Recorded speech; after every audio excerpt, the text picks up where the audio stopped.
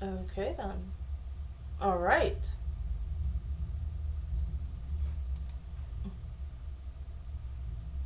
Hello. Hello, my friends. Welcome back to another episode of the Every Which Way podcast. My name is Dana, and it's wonderful to have you here if this is your first time. If you're returning to the podcast, welcome back. It's always wonderful to have you. Shout out to a couple of my buddies, my coven, Jen, of course, the lovely Jen. But we have Carrie and Susan, the good Susan, the only good Susan, uh, Lacey and Shannon. Yeah, how is it going for everybody? How are you guys doing? I'm doing pretty well. Today I made myself some hot buttered apple cider, and let me tell you guys, it is the titties. Mm, that is so good. It really is. It's delicious. I highly recommend it. There's a real simple, easy uh, recipe online, and 100% absolutely love it. So, how has everyone been doing? Did you have a good week? My week wasn't too bad. I am glad that it's the weekend though. It wasn't awful or anything. It just, the days themselves kind of dragged on, but the week itself went by fast, if that makes any sense. But thankfully, we are no longer in the rainy period. The past couple of days has not rained at all, so that's good. The sun is shining today. It's a beautiful day out. I'm loving it. So yeah, even spent some time outside today, finishing up my notes for today's episode, and yeah, I before I jump in, I started watching, and I'm caught up now on Agatha All Along on Disney Plus. Um, I've kind of fallen away from Marvel. Like, I was totally on board and on the train right up until Endgame came out. And after Endgame came out, I watched WandaVision, haven't watched anything else until we got to Agatha All Along, and I recommend it. Absolutely. Love it so far. And it's interesting. I can't wait for the next episodes to come on out. But with that being said, what am I talking to you about today? Well, my wonderful friends, my sweet little ooplings, I am talking to you today about a rune. Yeah, it's been a minute since I've talked about a rune, and I was feeling like talking about one. And the one that I am talking about is Uruz. So, for those of you who are able to watch these, it's this rune. It looks like an upside down U. Or if you want, you can flip it upside down and it looks like a U. But it's that one. So let's get into Uruz. Alrighty, so a few energetic associations. We're going to start right off the bat. Okay, we've got Njord as the primary deity of this. And Njord is the Norse god of the wind and of the sea. And he is actually married to Skadi, who is another Norse deity. Its number is 2, and that makes sense because it is the second rune in the Elder Futhark. The colors that I saw for this rune are green, but also orange and red, but green was kind of like the primary one. Its tree is the elm, though in my research I've also seen birch and oak for the trees for this rune. And the plant is moss. There is no bird that is tied or linked to this rune, but the animal is the aurochs. The element is earth, which makes sense once we get into it. And the stones, the minerals, the crystals, it only has a couple, are amber, garnet, and rock crystal. Astrologically, Uruz is tied to the sign of Taurus and to the moon. And in tarot, it is often correlated with the High Priestess card in the Major Arcana. Phonetically, it's pronounced Uruz, and is the U or V of the alphabet. It, again, visually speaking, it looks like a slightly cockeyed upside down U. And this is to show, for those who watch this, this is to represent the horns of the creature it's tied to, which is the aurochs. A little about the aurochs, since this is an important creature, and especially for this room. Its scientific name is no. Its scientific name is Bos primigenius, of which there are actually 3 main subspecies that branched out and spread throughout Europe, Asia, India, the Mediterranean, and North Africa. There was also a small population that was separate from those subspecies on a small island. I forget the name of the island, but it was such a small species, and I had already taken the notes that I did not write this down, but I am letting you know that I am aware that this thing exists. I just didn't feel like doing more research. So there you go. So let's talk about this animal. So these 3 main subspecies are, the first one is the Bos primigenius, which spanned from the UK and Spain all the way to China and both Koreas. So that large swath across from the British Isles, across the European continent, across parts of Russia, and into China and both Koreas.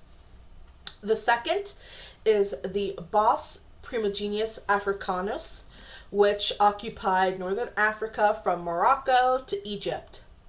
And the third is the Bos primigenius amadicus, which occupied India and parts of northern Pakistan.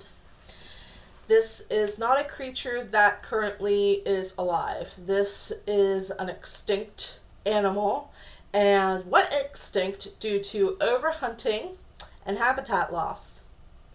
So, once again, humanity strikes and we lose a cool thing to our overindulgence. Wow, so glad to be a human, you know? Such good cider. Anyway, its name, aurochs, can be traced back to a few different origins. In Latin, it was Uruz, which meant wild ox. In Germanic, it was aur, which is A-U-R.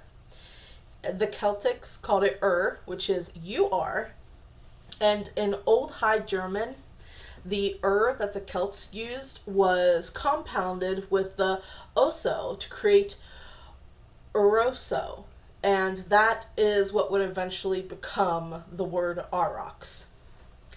It was a part of the Pleistocene megafauna, and it lived alongside the woolly mammoth, the giant tapirs, the woolly rhinos, and the Irish elk. So this creature butted heads with some of the bigwigs of what some people call the Ice Age.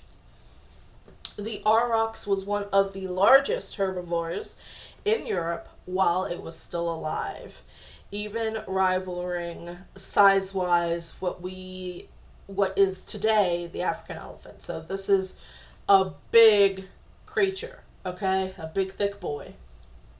Its horns averaged around 80 centimeters or 31 inches or 0.7874 meters. These horns grew upward, then outward at first, before growing forward, inward, and then up at the tip. So if you've seen pictures of a bull with weird horns that are kind of front facing, that's what this is. As a creature, it was considered massive, formidable, and adaptable, and could live in swamps, forests, steppes, and mountains. And one last fact about this animal, scientists are actually trying to bring it back from extinction by crossbreeding domestic cattle that have characteristics of the aurochs. And so first, it's important to also add in that all of today's domestic cattle can trace their roots, their lineage back to the aurochs. The aurochs was considered the starting point for the domestic cattle breeds. So why talk about the aurochs? Why bring this creature up on a witchy podcast, and especially while talking about a rune? Well, ancient people all over Europe, Africa, and India lived side by side with this incredible creature. It has been depicted in cave paintings, and our ancestors hunted this creature for sustenance, to make use of its hide for shelter and clothing, and of course to use its horns as well. It wasn't just hunted, but it was also, in some cultures and some tribes in some areas, worshipped or seen as a sacred animal due to its physical vitality, its raw animal power, and its tenacity. Because we have to keep into account that while these creatures were eventually domesticated, and they were like twice from the research that I did and what I saw, they were still very unruly, and they weren't always domesticated. They were still, at one point, a wild animal. And wild animals are not going to play nice. They're not going to do things, go figure, that you would want them to do. And, yeah. I lost my train of thought. I'm so sorry. It happens a lot. So, let's use what we've learned about what we've learned so far to bridge that gap between the aurochs and Uruz. The most obvious thing is that visually, it represents the horns of the aurochs, as depicted in that cockeyed, weird U shape. And of course, the horns of it are very distinct. I read that the Romans would use the horns for hunting horns and stuff like that. But these horns were also used to kind of do what bulls do today, I guess. I never lived on a farm, and compete for the sexual... compete for mating. That's what I've been trying to say. To compete for mating. However, and to clash. You did not want to be on the receiving end of these horns. They hurt a lot. But it's not just the physical aspects that combine these two. Uruz as a rune represents, spiritually, strength and courage. This is not a sweet, dainty, delicate rune. It is one that represents primal power, uncontained by societal rules or restrictions. And it's also a rune of challenge.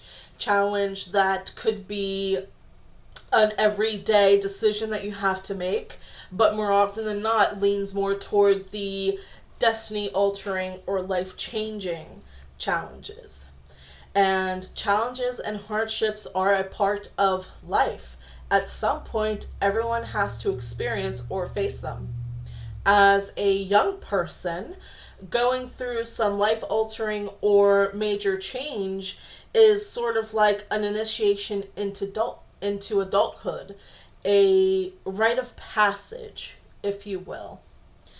Many hardships can make or break a person, more often than not leading to some sort of death or even an extinction of an old way of living or being. But this is also a rune of choice and an opportunity. Will you give up, let your own tragedies consume you and die? Or will you find something to learn in the obstacles that you face? Will you adapt and grow and live? It takes pure strength and courage to smile and live after experiencing an awful tragedy or event that befalls you. I think that everyone, let's take the passing of a relative, especially one that is close to you. You grieve that because you cared for it and you cared very deeply for it, but nothing lasts forever and it's a natural part of life. And while it may take a long time for some people, you will eventually smile again and be able to laugh, even if in the moment while you are suffering you may think that you will never be able to do that. I hope that makes sense. In a reading, Uruz could indicate healing or some sort of strength or vitality returning to you after a period of illness or low energy. Because remember, this is not just a rune of that courage and that power, but also a vitality. The vitality to continue and that will to continue. Perhaps you've been second guessing your own prowess, your own abilities, your own resourcefulness, things that you're just second guessing yourself. Uruz showing up in a reading in that scenario is a sign that, yes, actually, you do have the power and determination to pull through any obstacles in your path, and you've always had. You just need to be reminded of it or to get the sense knocked into you and realize, oh, hey, I can actually do this, despite what the little voice in my head, or despite what Dave from accounting says. Fuck you, Dave, by the way. I don't work in an accounting firm, but listen, it was a thing. Let's move on. If there is something that you've been wanting to try, so like maybe a class or a project, or maybe even just going on a weekend excursion to maybe some place that you've never been, this pulling Uruz is a sign that you have the confidence and the courage to take that first step into the unknown, to venture out and do the thing anyway, even if it scares you, even if you're uncertain and the outcome has yet to make itself known. Even if things don't go as planned, you have the capability to handle whatever is thrown at you and to make it through. And in a new class, in a new setting, if you're thinking about going for it, but maybe you're just a little scared, this rune is showing up, is kind of that friend that just pushes you, go do it, you know you can do it, stop hesitating, just do the thing, okay? I hope that makes sense. Uruz is also a reminder that death and darkness are a part of life and are necessary for growth, positive growth. The new life that will stem from the corpse of the old one will be greater, and it will be for your highest good. This isn't a rune that's like, something's going to come in front of you just for shits and giggles. No. Even the most trying and difficult and heartbreaking things that we go through and that we experience provide some sort of lesson or knowledge to be gained. It is up to us as the person to take that step to find that lesson and that knowledge and to incorporate it into our lives. To not be swallowed by our own darkness or even to fear it, but to see it as part of who we are. We are not just all either light or darkness. Life is not just black or white, it's gray. We're a mix. And to deny ourselves that part, that darker side, is to deny half of who you are. And perhaps in a reading, you're contemplating that and focusing on that. Uruz popping up is a sign that the darkness within you is supposed to be there. You are supposed to have this balance of the good and the bad, the light and the dark. That's how all things are. There's a bright side and there's a bad side to everything. There's a positive and a negative. It's all about balancing. Letting yourself be consumed by that darkness and just falling into it and staying there is not healthy for you. That's not living in balance. That's not for your greatest good. That's just you staying there, possibly because it's comfortable at a certain point. And as someone who does go through points of very low energy and whose thoughts sometimes consume my head, and sometimes without, most oftentimes, to be honest with you, without my permission, it can be hard to get yourself out of that rut, and it can be. I'm not saying that's not. I've had experience with it. It sucks. But we have that choice of being like, you know what, I'm not listening to this voice in my head. I'm tired of it. I want to go out and step into the sun. Maybe this nagging, malicious voice in my head is bringing this stuff up, you know, whatever past things, to have me learn, hey, the fact that you farted really loudly in your one class in 8th grade and that all of your classmates laughed at you, not speaking from experience, that's okay. It's okay. It happened. And while you were embarrassed as all hell, you made some people laugh. And maybe someone who laughed needed that day.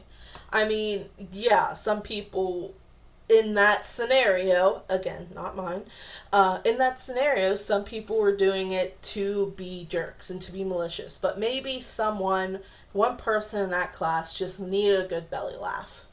Okay? But it's important to recognize and live with that darkness, to be willing to step into it when you need to, but to not stay there. The dark part is not for us to live in.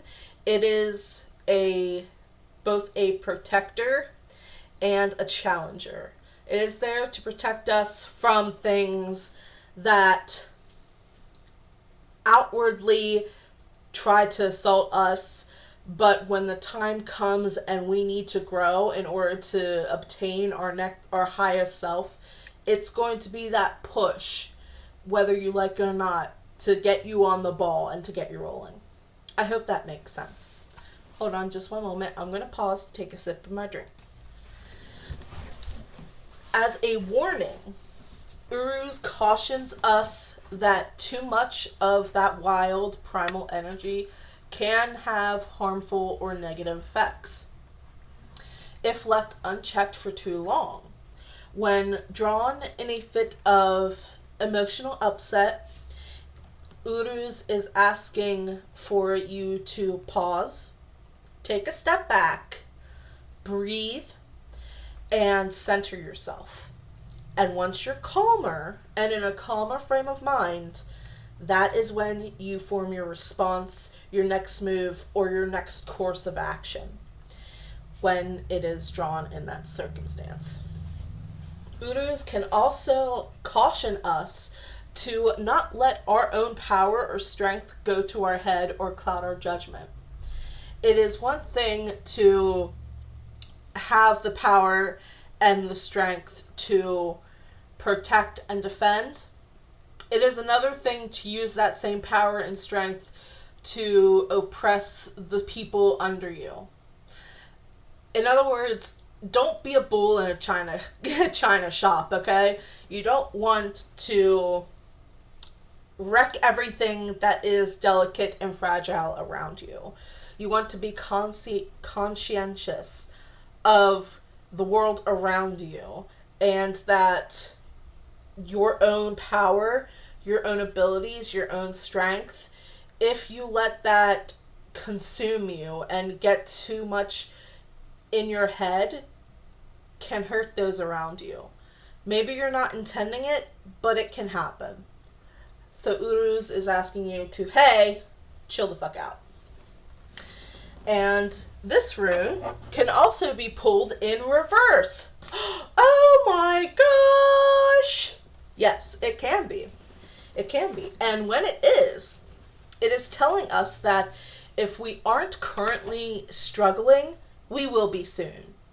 Or that we're struggling to overcome the obstacle or challenge that is blocking us from proceeding forward. It could also indicate ill health, mental vulnerability, or oversensitivity is either what our issue currently is when it's drawn, or are on the horizon if you're not careful and alert. And it's serving as a warning of, hey, if you don't do something, you could succumb to these for a while, and who wants that?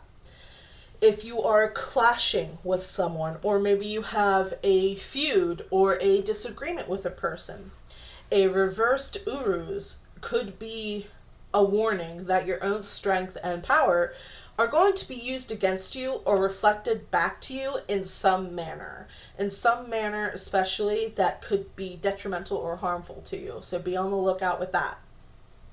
Lastly, a reversed Uruz may be a warning that an opportunity or a choice for something or some sort of change that maybe isn't one of those big life-altering mamma jamma changes, but a change nonetheless that may present itself to you.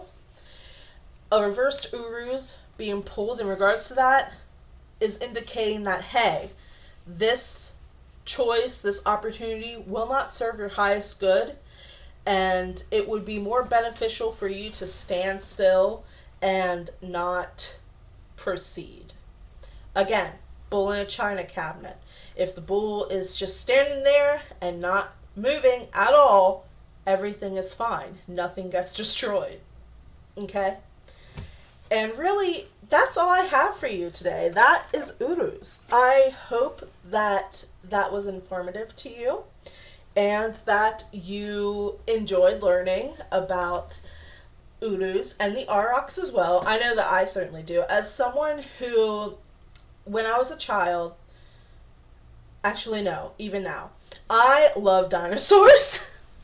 I love dinosaurs so much. When I was a child, I wanted to be a paleontologist. I couldn't even spell paleontology, but I wanted to be a paleontologist. And I've always had that love and fascination for ancient life and the ancient world. Before everything died and before humans came into their own and usurped the world from the animal kingdom, I am just so fascinated with it. I find it so interesting, and I love dinosaurs, and I love just ancient prehistoric beasts. So being able to learn about a creature that is part of that was really a nice little yummy treat for me. So I enjoyed it very much. Alright. Before I sign off and let you guys go, I would just like to remind you that after this episode, there's just going to be 2 more weeks of normal episodes, and on the 28th of October is going to be our next Halloween special, our big Samhain special, the second Samhain special of the podcast. And I hope that you tune in. I don't really know what I'm going to be covering, but I think it'll be something good. I'm pretty sure it's going to be something good. And I think you guys will enjoy it, whatever it is. I'll be looking and perusing through topics here sometime this week. And then we can start a little bit of research and get ahead. And yeah. But that is all I have for you today. I would like to take the time to thank you for tuning into this podcast. If you could do me a big favor, if you could follow, if you could share this around, if you could leave a review, that would be great. That would help me out immensely. And I know it gets really tiring and boring listen to creators spout this same rhetoric over and over again, but we do it because it genuinely does help and boost our numbers. And yeah, I hope that you all have a marvelously magical Monday, and I'll see y'all in the next episode. Bye!